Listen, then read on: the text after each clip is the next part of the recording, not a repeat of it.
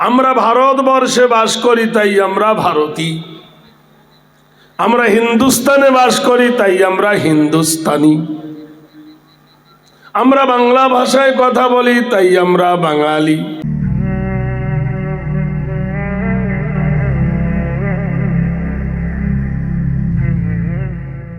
সব থেকে দামি।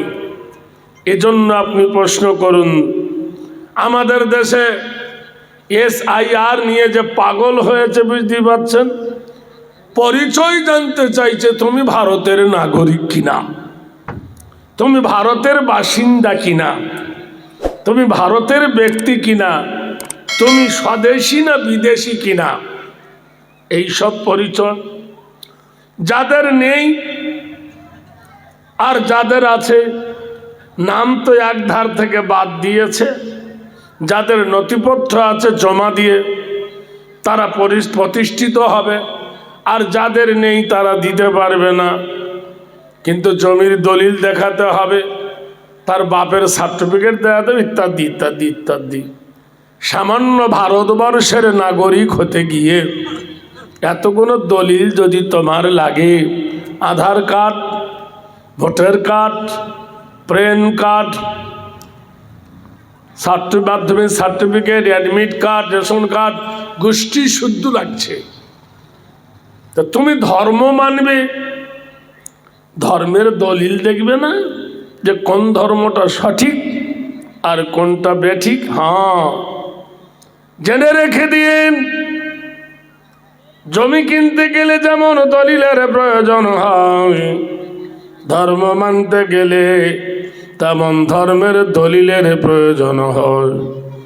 মুসলমানদের ধর্মের দলিল হলো কোরআন।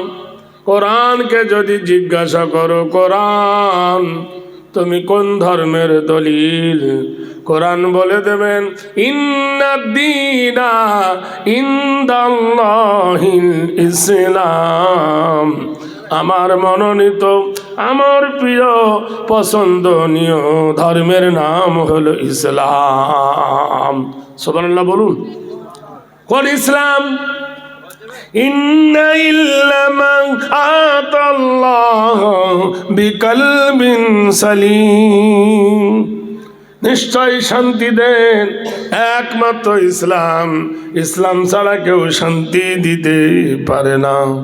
জিজ্ঞেস করো কোরআন তোমার বাড়ি কোথায়, তোমার দেশ কোথায়, তোমার ঘর কোথায়, কোরআন বলে দেন বাল হুয়া কুরআনুম মাজিদুন ফি লাওহিম মাহফুজ, আমার বাড়ি হলো আল্লাহর লৌহে মাহফুজে।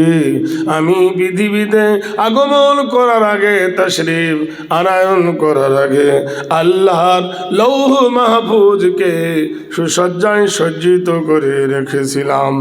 হে কোরআন তুমি বলো কবে এসেছো? পৌষ মাসে না মাঘ মাসে, জানুয়ারি না ফেব্রুয়ারি, শীতকালে না গরমকালে, বর্ষাকালে না খরাকালে, বলো হে কোরআন কখন তুমি এসেছো? সেই মাসটার নাম শুনতে চাই। জানুয়ারি না ফেব্রুয়ারি, পৌষ মাসে না মাঘ মাসে না কার্তিক মাসে, কবে তুমি এসেছো? কোরআন বলে দেন শাহরু রমাজানাল্লাযী উনজিলা ফীহিল কোরআন, আমি কোরআন এসেছি ওই মাসে যে মাসের নাম হলো রমজানুল মুবারক। নারায়ে তাকবীর। এই রমজান মাসে মোমেনের লাগে মোজা আর বেঈমান হয়ে যায় সোধা, হয় কিনা বলুন? রোজার গুরুত্ব আছে কিনা আছে? রোজার মাসে বাজারে যাবেন, গিয়ে দেখবেন চার দোকান বসে বাতাস করছে, কাকা কেমন আছো? বলে বিক্রি নাই। কাকা মিষ্টিওয়ালা কেমন আছো? বলছে খরিদ্দার নাই। হোটেলওয়ালাকে জিজ্ঞেস করছে তা কেমন আছো? ভালো মন্দর কথা নাই, বলবে বিক্রি নাই। ঠিক কিনা বলুন? এক মাস রোজা করেছে, সব সোজা হয়ে গিয়েছে, তাকিয়ে থাকে মুসলমানের রোজা যাবে কখন? কেউ কেউ আবার পকেটে গ্যাসের ট্যাবলেট নিয়ে থাকে, ওই দেখ ওই লোকটা দেখবেন ঈদের দিনে আগে গোসল করে শর্মা কাঠি দিয়ে দেবে না, আঙ্গুল দিয়ে এইভাবে চোখে দিয়ে দিবে, দিয়ে বগলে পাটি নিয়ে জয়নামাজ দিয়ে ছুটবে মসজিদে, ঈদগাহার ময়দানে। বলুন তো, বিয়ে করেননি, শ্বশুর বাড়ি গেলে পিঠের চামড়া থাকবে? হ্যাঁ বলুন না আপনারা। তাহলে তুমি তো রোজা করনি, তোমার আবার কিসের ঈদ? কথাটা বুঝলেন না? ইয়া আইয়ুহাল্লাযীনা আমানু কুতিবা আলাইকুমুস সিয়াম কামা কুতিবা আলাল্লাযীনা মিন ক্বাবলিকুম লাআল্লাকুম তাত্তাকুন। ও ঈমানদারেরা গো, ও মুমিনদারেরা গো, তোমাদের কাছে একটা সুসংবাদের বার্তা। আমি আল্লাহ তোমাদের উপর মাহে রমজানের রোজাকে ফরজ করেছি। কাদের উপর? মুমিনদারদের ওপর, আমি ইমানদারদের ওপর, মুত্তাকিনদের ওপর। তো তুমি এত মুমিন রোজার বেলায় ফাঁকি।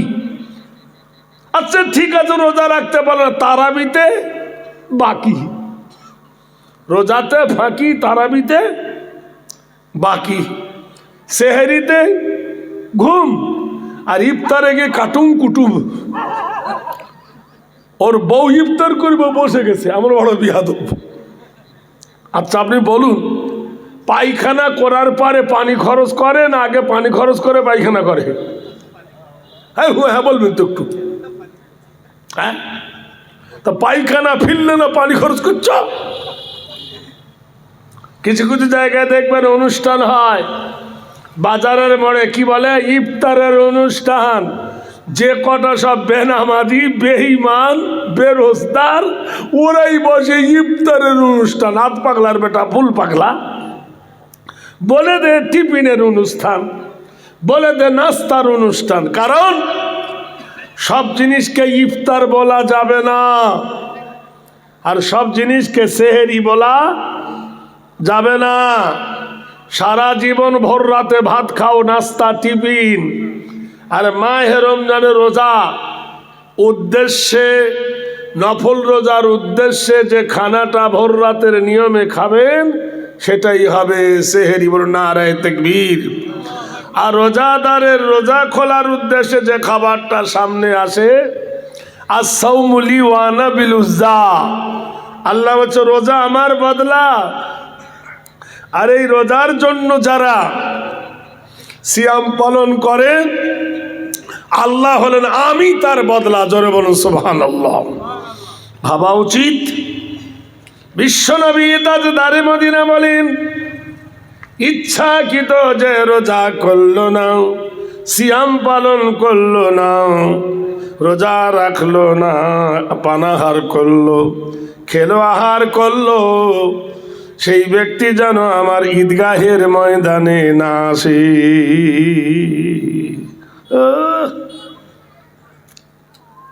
যেখানে নবী জিজ্ঞেস করছে তুমি ইচ্ছাকৃত রোজা করলে না, রোজা পালন করলে না, আমার ঈদগাহের ময়দানে আসিও না, তো আগে গিয়ে লাইন কাতারে দাঁড়াবে।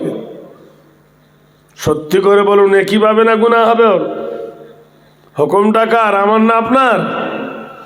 এ অধম মানুষ বুঝবে না।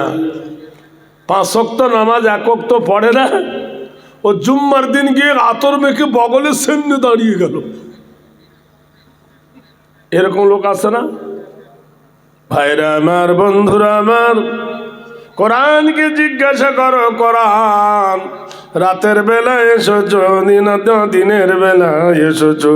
কোরআন বলে দেন, ইন্না আনজালনাহু ফি লাইলাতিল কদরি, আমি কোরআন এসেছি ওই রাত্রিতে, সেটা হলো কদরের রাত্রি। কোরআনকে জিজ্ঞেস করা হলো, কোরআন কি জন্য তুমি এসেছো, তোমার উদ্দেশ্যটা কি? কোরআন একবার তুমি বলো।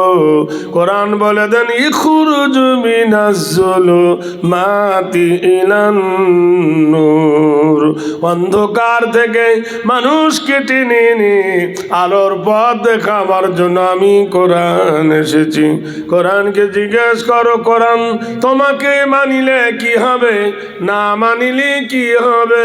কোরআন বলে দেন, ফামান তাবিআ হুদায়া ফালা খাউফুন আলাইহিম ওয়ালা হুম ইয়াহজানুন।